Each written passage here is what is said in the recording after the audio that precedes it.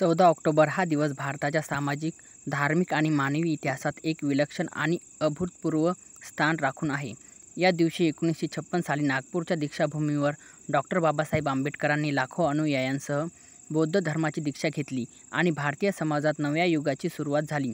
हा दिवस धम्मचक्र प्रवर्तन दिन म्हणून साजरा केला जातो. या दिवशी केवळ धर्मांतर झाले असे नाही, तर एका सामाजिक क्रांतीचा आरंभ झाला. हजारो वर्षे अन्याय, विषमता आणि अपमान सहन केलेल्या समाजाने या दिवशी स्वाभिमान, समता आणि मानवतेचा नवा मार्ग स्वीकारला. डॉ. बाबासाहेब आंबेडकरांचा जन्म 14 एप्रिल 1891 रोजी झाला. ते लहानपणापासूनच अत्यंत बुद्धिमान, जिज्ञासू आणि परिश्रमी होते. पण त्यांच्या बुद्धिमत्तेपेक्षा त्यांच्या जातीमुळे समाजाने त्यांना अपमानित केले, वाळीत टाकले. शाळेत पाण्याचा घडा स्पर्श करण्याची परवानगी नव्हती, बाकावर बसण्याचा अधिकार नव्हता आणि सार्वजनिक ठिकाणी त्यांच्यासाठी वेगळे नियम होते. अशा परिस्थितीतही त्यांनी शिक्षणाचा दीप हातात घेतला आणि जगातील उच्च विद्यापीठातून शिक्षण घेतले. त्यांनी कायद्याचे, अर्थशास्त्राचे, समाजशास्त्राचे सखोल अध्ययन केले.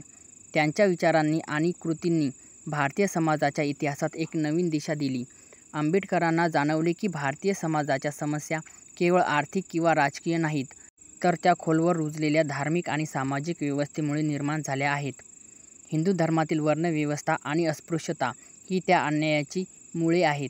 त्यांनी या विषमता दूर करण्यासाठी शिक्षण, संघटन आणि संघर्ष हा मार्ग सुचवला. शिका, संघटित व्हा आणि संघर्ष करा, हा त्यांचा घोष आहे. पण त्यांना हेही समजले की केवळ कायद्याने किंवा सामाजिक सुधारणा करून जातीभेद नष्ट होणार नाही. जेव्हा धर्माची मुळे विषमतेत आहेत, तेव्हा त्या धर्मातून बाहेर पडणेच एकमेव उपाय आहे. 1935 साली येवला येथे झालेल्या परिषदेत त्यांनी स्पष्टपणे जाहीर केले की मी हिंदू म्हणून जन्मलो आहे, पण मी हिंदू म्हणून मरणार नाही. या वक्तव्यानंतर त्यांच्या अनुयायांमध्ये नवीन आशा निर्माण झाली. त्यांनी अनेक वर्षे विविध धर्माचा अभ्यास केला. इस्लाम, ख्रिश्चन, शीख, जैन आणि बौद्ध. त्यांनी प्रत्येक धर्माचे तत्त्वज्ञान तपासून पाहिले आणि अखेरीस बौद्ध धर्म हा मानवतेला सर्वात जवळचा समानता आणि करुणेचा धर्म असल्याचे त्यांनी ठरवले. बौद्ध धर्मात कोणताही भेदभाव नाही, जात नाही, उच्च-नीचपणा नाही. तिथे प्रत्येक व्यक्तीला स्वतःच्या कर्माने मोठे होण्याची संधी आहे.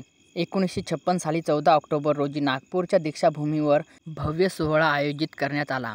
लाखो लोक देशभरातून या ऐतिहासिक क्षणाचा साक्षीदार होण्यासाठी आले होते. बौद्ध भिक्षूंनी डॉ. बाबासाहेब आंबेडकर आणि त्यांच्या पत्नी सविताबाई यांनी त्रिशरण पंचशील घेऊन बौद्ध धर्माची दीक्षा दिली.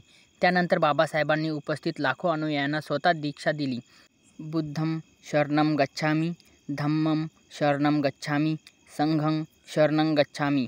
या 3 वाक्यांनी दीक्षाभूमीचा प्रत्येक कोपरा दुमदुमला.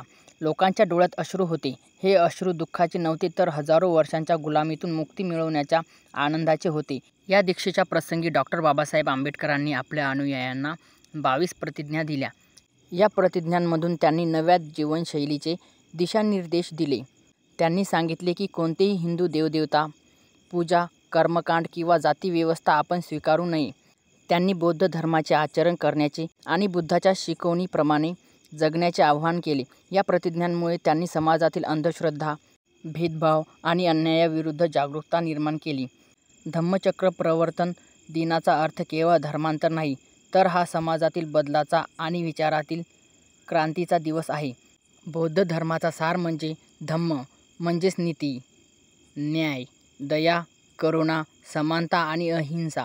बुद्धाने सांगितले की प्रत्येक मनुष्य स्वतःच्या कृतीने महान होतो, जन्माने नव्हे.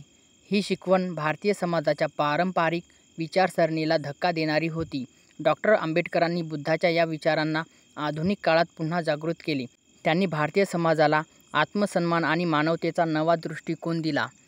या दिवसाचे आणखी एक महत्त्व असे की हा दिवस दलित समाजाचा सण नाही, तर सर्व मानवजातीचा पुनर्जन्माचा दिवस आहे. कारण धम्मचक्र प्रवर्तन दिनाने मानवाला पुन्हा एकदा विचार करायला भाग पाडले.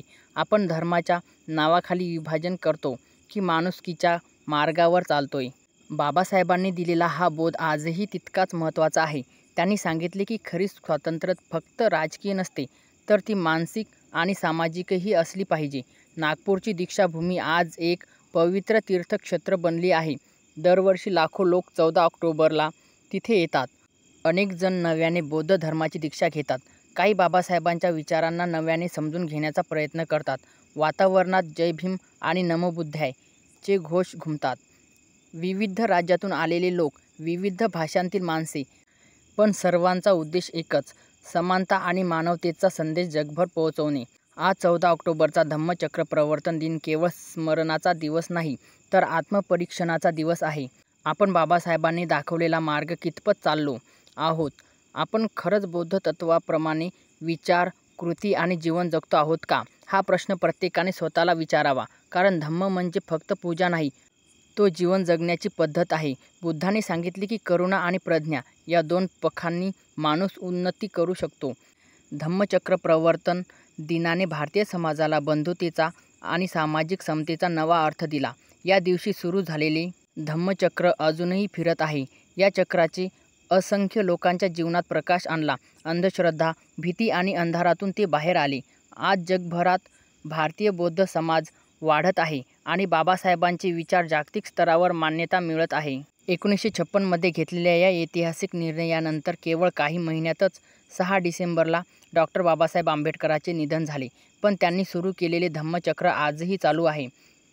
त्यांचे जीवन हेच या गोष्टीचे उदाहरण आहे की विचार आणि आदर्श अमर असतात.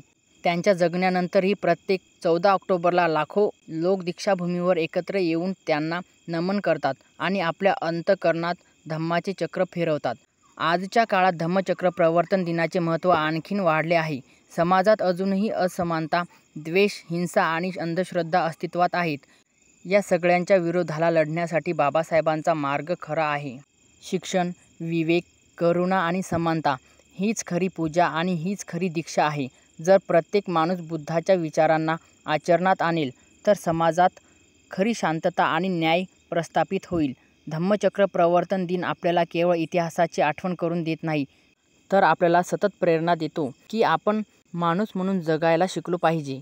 धर्म म्हणजे नियम नव्हे, तर जीवन जगण्याचा मार्ग आहे. बाबासाहेबांनी दाखवलेला बौद्ध धर्म म्हणजे मानवतेचा धर्म आहे. तो माणसाला माणूस म्हणून ओळखायला शिकवतो. आज या दिवसाचे स्मरण करताना आपण प्रत्येकाने ठरवायला हवे की आपले जीवन बाबासाहेबांनी दाखवलेल्या तत्त्वावर उभे राहावे. जात, धर्म, पंथ यांच्या पलीकडे जाऊन समानता, बंधुता आणि करुणेने जगणे हीच खरी धम्म साधना आहे. 14 ऑक्टोबरचा दिवस हे धम्मचक्र पुन्हा पुन्हा फिरवण्याचे प्रतीक आहे.